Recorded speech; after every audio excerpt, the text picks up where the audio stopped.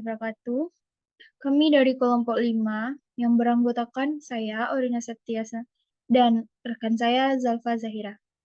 Pada presentasi ini, kami akan menjelaskan tentang manusia dan penderitaan, yang mana ini adalah tugas dari mata kuliah Ilmu Budaya Dasar dengan dosen pengampu yaitu Devi Kurniansah. Baiklah, selanjutnya yaitu pada pembahasan materi.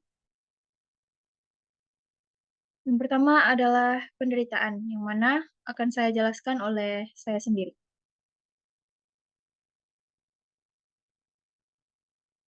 Penderitaan berasal dari kata derita. Kata derita berasal dari kata bahasa dan Sanskerta, dra artinya menahan atau menanggung, atau merasakan sesuatu yang tidak menyenangkan.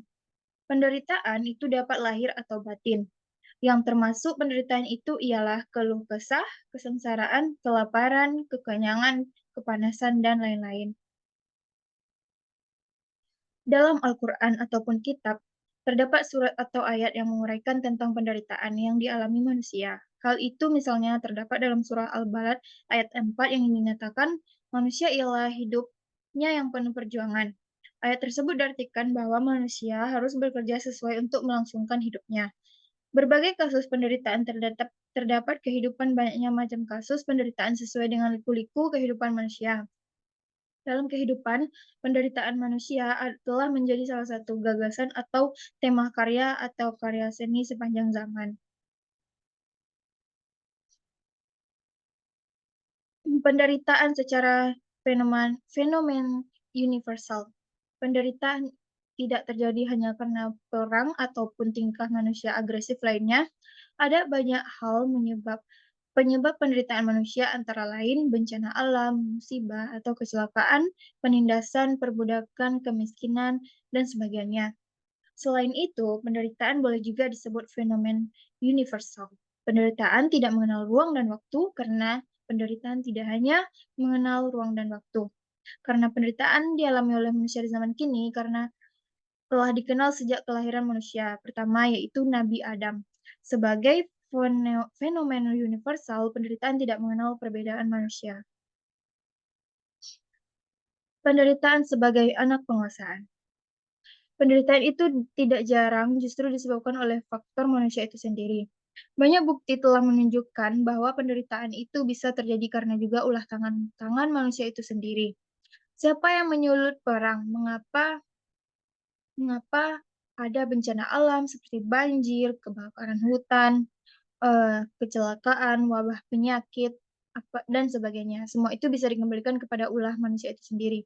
Apalagi jika berbicara tentang penindasan, kemiskinan, pengusuran perbudakan, kriminalitas, semuanya melibatkan unsur manusia itu sendiri. Penderitaan manusia yang satu tidak bisa dilepaskan dari ulah manusia lainnya. Ini semua sulit terbantahkan karena penderitaan itu pada dasarnya merupakan anak penguasaan, jarang sebagai anak kebebasan. Firman Allah dalam Al-Quran Surat An-Nisa ayat 79 menyebutkan, apa saja nikmat yang kamu peroleh adalah dari Allah, dan apa saja bencana yang menimpamu, maka dari kesalahan dirimu sendiri. Kami mengutusmu menjadi rasul kepada segenap manusia, dan cukuplah Allah menjadi saksi. Firman Allah di atas mengisyaratkan bahwa pada dasarnya penderitaan manusia itu sebagai buah dari praktik penguasaan manusia itu sendiri. Dalam menanggapi hal tersebut, manusia sering memiliki cara pandang yang berbeda-beda tergantung pada profesinya masing-masing. Selanjutnya, siksaan. Penderitaan biasanya disebabkan oleh siksaan, baik fisik ataupun jiwanya. Siksaan atau penyiksaan digunakan untuk merujuk pada penciptaan rasa sakit untuk menghancurkan kekerasan hati korban. Segala tindakan yang menyebabkan penderitaan baik secara fisik maupun psikologis yang dengan sengaja dilakukan terhadap seseorang dengan tujuan intimidasi, balas dendam, hukuman, pemaksaan informasi, atau mendapatkan pengakuan palsu yang propaganda atau tujuan politik dapat disebut sebagai penyiksaan. Siksaan dapat digunakan sebagai suatu cara interogasi untuk mendapatkan pengakuan. Siksaan juga dapat digunakan sebagai metode pemaksaan atau sebagai alat untuk mengendalikan kelompok yang dianggap sebagai ancaman bagi suatu pemerintah.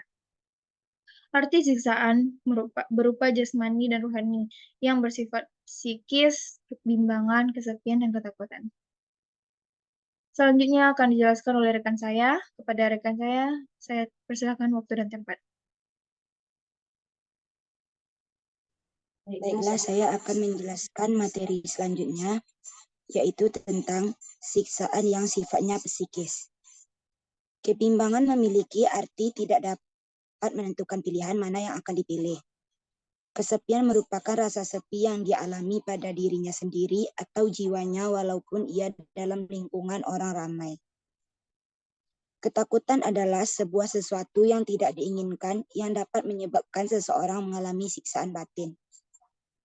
Bila rasa takut itu dibesar-besarkan dan tidak pada tempatnya, maka disebut sebagai fobia.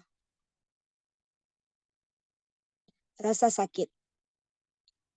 Rasa sakit ialah rasa yang tidak enak bagi si penderita. Rasa sakit akibat menderita penyakit atau sakit. Sakit perut akibat terasa sakit perutnya. Sakit gigi akibat terasa sakit atau nyeri. Sakit hati akibat hatinya terasa sakit. Penyakit atau sakit sehingga ada rasa sakit dapat menimpa setiap makhluk hidup. Rasa sakit tidak dapat dipisahkan dalam kehidupan sehari-hari. Menderita sakit tidak dapat direncanakan. Kalau datang akan datang juga. Sedangkan manusia hanya dapat berikhtiar menyembuhkannya atau sekurang-kurangnya mengurangi rasa sakit tersebut. Penderitaan rasa sakit dan siksaan merupakan peristiwa satu dan lainnya. Tak dapat dipisahkan, merupakan rentetan sebab dan akibatnya. Karena siksaan, orang merasakan sakit. Dan karena merasa sakit, orang bisa menderita. Neraka. Berbicara neraka, maka kita ingat kepada dosa antara neraka, siksaan, rasa takut, rasa sakit, dan penderitaan terdapat hubungan sebab akibat dan tidak dapat dipisahkan. Manusia masuk neraka karena dosa.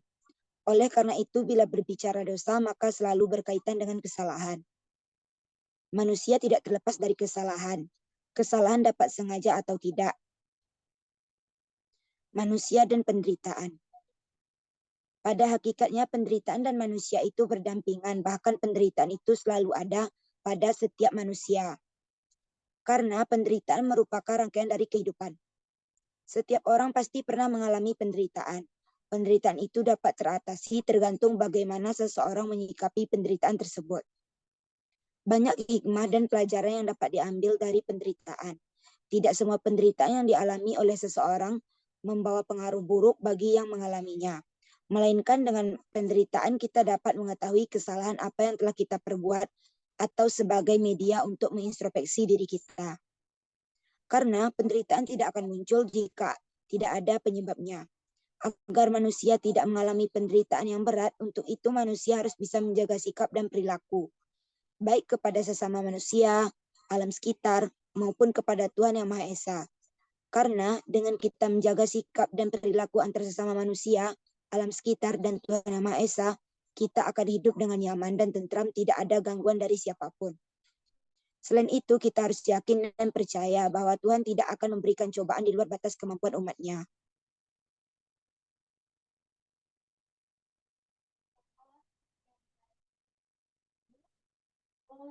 Dari penjelasan tentang topik pada hari ini yaitu manusia dan penderitaan. Jika ada kesalahan kata